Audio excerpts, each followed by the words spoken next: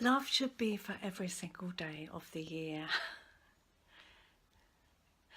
The question today is, what is love? Love is complex, isn't it? The love that we feel for our children, and I would say for each of our children, for those who are parents, is different because they're different personalities. My children could never understand that. Well, why do you love us in different ways? They couldn't comprehend what I meant. I think they're getting it now, hopefully. Love for a parent is a different kind of love again. Love for a friend, love for a pet. They're all different kinds of love. Love for a partner can be very complex because that's probably the closest relationship that you will have with anyone else. And that makes it trickier at times because we want to be loved unconditionally, but we don't always love unconditionally. Think about that one. We expect a lot, but do we give as much in return?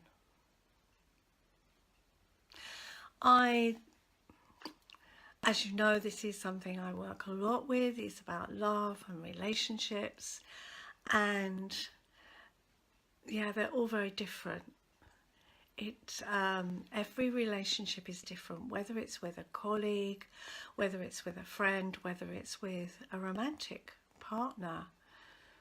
That love is different, and those expectations, I think, are sometimes far too great.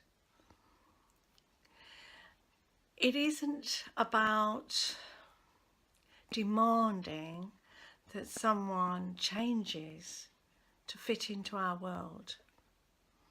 If that's what you're trying to do, then your partner's not the right person. If you don't like the way they dress, or the way they speak, or the way they are in certain ways, then you need to rethink whether they're the right person for you. You can't push people into doing and mould them into what you think that person should be to fit into your world. Love is, it's tricky. Love is asking for what you need, not expecting the other person to guess. Love is being kind and considerate. Love is loving ourselves first. We need to put ourselves first. Love isn't about martyrdom. A number of people I talk to and I say, who's the most important person in your world? Who do you put first? And they'll list everybody, including next door's dog. And then they'll put themselves in there. So where do you come? Oh, I don't think about myself. I don't care about myself. So if you don't care about yourself, if you don't put yourself first, how do you think you can be there for anybody else? If you don't like yourself, how do you think that's going to reflect on the way you behave in the world? If you are self-critical, that will affect the people that you come in contact with, because you will demand the same kind of level of behaviour from them. And that's not fair. Love is also ensuring you put in boundaries. So it might sound a bit contradictory, being all accepting of the other person and unconditional, but putting in boundaries sounds like, well, yeah, but that doesn't make sense. Okay. Boundaries are what we find is acceptable, or behaviour we find acceptable, the rules that we live our life by. So physical violence is crossing the boundaries. Nobody has the right to inflict physical violence on someone else. Equally, I don't believe anyone has the right to be emotionally abusive either. Emotionally, physically, sexually being abusive is a real no-no, I think, in any society.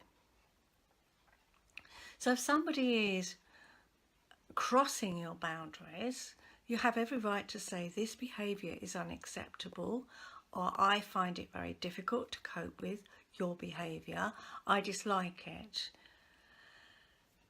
However, people do. People cross those boundaries, and it could have happened when you were a child and your parents crossed the boundaries in as much that they didn't take care of you, that they were abusive in one way or another. That is crossing boundaries, because the love for a child should not be about physical, emotional or sexual abuse.